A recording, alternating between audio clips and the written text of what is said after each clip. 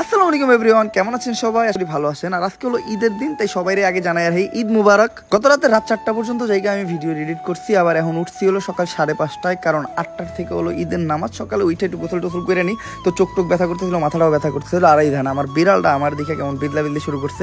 আমি আদর করলেও খুবই খুশি হয়, যার জন্য ওর একটু আদর টাদর করে দিতেছিলাম। এটা দিন দিন অনেক জায়গা হয়ে যেতেছে। যাক, ওর লোকের শয়তানি করা বাদ দিই, তাড়াতাড়ি গোসলটা করে আসি। আর আমি ঈদে বেশি কিছু কিনি নেই, আসলে কেনাকাটার বয়সটা নাই। তাও একটা হোয়াইট পাঞ্জাবি কিনছি। পাঞ্জাবিটা কেমন হয়েছে আপনারা অবভিয়াসলি কমেন্টে জানাই। মূলত ঈদের নামাজটা নতুন পাঞ্জাবিতে পরার জন্য এই পাঞ্জাবিটা কিনা। আর আমি যেহেতু একটু তাড়াতাড়ি বানাবো, যার জন্য আম্মু বেশি কিছু করতে পারেনি, রুটিটা ভাজছে আর সেমাইটা রান্না করছে, তো এডি খেয়ে নেই। আর ঈদের দিন সকালবেলা আম্মুর হাতের সেমাই খেয়ে নামাজ পড়তে যাওয়ার ফিলিংসই অন্যরকম। আর আমার আম্মুর হাতের সেমাই একদম বেস্ট। তো তারপর আমি আমার পিকাচুটারও বাই করে নিলাম। এটা আমি গত রাত্রে একদম ধুয়ে টুয়ে পরিষ্কার করে উঠে রাখছিলাম। আমি নিজেও পরিষ্কার থাকতে পছন্দ করি এবং আমার যত জিনিস আছে ওগুলো আমি পরিষ্কার পরিচ্ছন্ন রাখতে পছন্দ করি। আর হেলমেটটা পরে আমি বাইকটি স্টার্ট দিয়ে দিলাম, কারণ মনিরে চলে আসছে। মনির এখন আমার ক্যামেরা ধরছে। এখন আর আমরা দেরি না করে ডিরেক্ট চলে যাবো ঈদগাহ মাঠে। বললেই তো আর যাওয়া হয় না। রাস্তায় আমার কয়েকটা ফুচকা সাবস্ক্রাইবার ধরছিল, ওদের সাথেও ছবি টবি তুলে নিলাম। আর এদিকে দেখি কি বাংলাদেশ আর নেপালের খেলা চলতেছে। বাংলাদেশের অবস্থা খুবই খারাপ, জানি না হারবো না জিতবো, তারপরও always best of luck Bangladesh. আর আমার কাকা খুব মনোযোগ দিয়ে খেলা দেখতেছিল, তো কাকার আমি ঈদ মোবারক জানাইলাম। আর এদিকে আমার আরো কাকারা আছে, তাদের সবার সাথে আমার একদম বন্ধুত্বপূর্ণ সম্পর্ক, মূলত এই কাকার সাথেও। আর কাকাদের আমি ভিডিও করছি, এই জন্য কাকারা খুবই খুশি। যাই হোক, ওনারা মনোযোগ দিয়ে খেলা দেখতেছেন। আমাদেরও আর বেশি সময় নাই, ওনারাও নামাজে চলে যাবো। আর চলেন এখন আমরাও নামাজে চলে যাই। তো বাইকে উঠেই ভুম ভুম পিক আপ বাইরে আমি শুরু করলাম হলো টান। আর মনির আমার ভিডিও করতেছিল, সাথে সাথে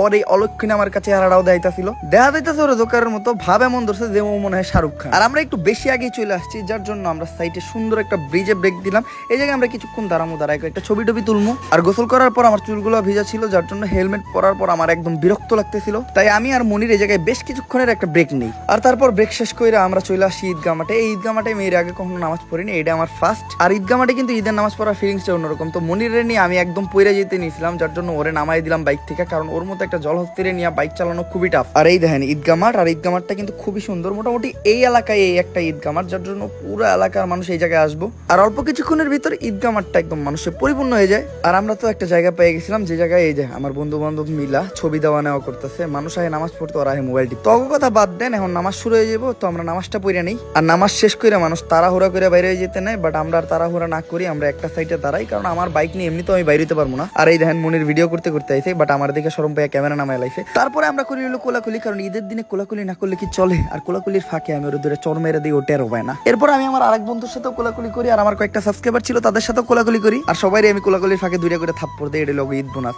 আর আমার এক বন্ধু আমার ঈদের বকশিস দেয়। প্রথমে মানি ব্যাগ দিছিল, আমি তো খুশি হয়ে গেছি, হায় মানি ব্যাগ দিছি, মানি ব্যাগে কত না টাকা আছে।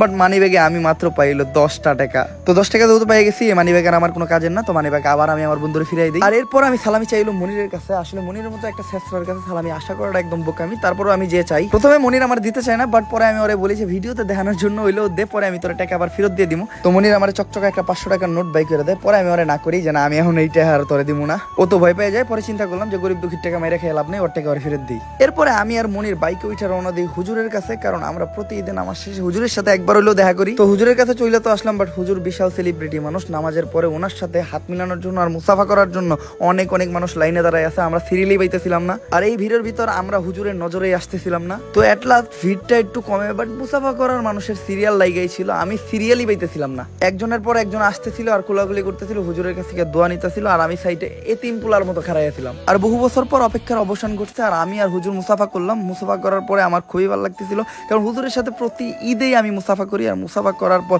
হুজুরও খুশি হয়, আমিও খুশি হই। হুজুর আমার খুবই আদর করে। দেন আমি ছবি তোলার উদ্দেশ্যে আমার ক্যামেরার দিকে তাকায় একটা পোজ দিই, বাট হুজুর তাকাইছিল এক ক্যামেরায়, আমি তাকাইছিলাম আমার ক্যামেরায়। আর তারপর আমার একটা পুচকা সাবস্ক্রাইবারের বাবা আমার একটা পুচকা সাবস্ক্রাইবার ধরে নিয়ে আসে, আর আমি ওর সাথে একটা ছবি তুলি, কারণ আমার কাছে পোলাপান খুবই ভালো লাগে। পোলাপান আসলে আমি খুবই খুশি হই। আর এরপর মসজিদের ভিতরে ঢুকে আমরা আবার মুসাফা করি, কারণ বাইরে মানুষের মাঝখানে ঠিকঠাক মতো মুসাফা করতে পারি নাই। আর মসজিদ থেকে বাইরে আমি আর হুজুর ছবি তুলতেছিলাম। ওই টাইমে একটা পাগলা গরু আমাদের দিকে তেইরা আসে, আমরা তো খুবই ডরাই যাই। হুজুরে আমি সানগ্লাস টানগ্লাস পরাই একদম ইয়ং কোচি বানাই লাইছিলাম ছবি তোলার জন্য, বাট এটা আর হইলো না। কিন্তু হুজুর এখন গরু কোরবানি দেওয়ার জন্য পুরোপুরি রেডি। ওনার সাদা পাঞ্জাবি পায়জামা খুলে আসছে, এটা পরে নিছে, এটা পরে হুজুর কোরবানি দিব।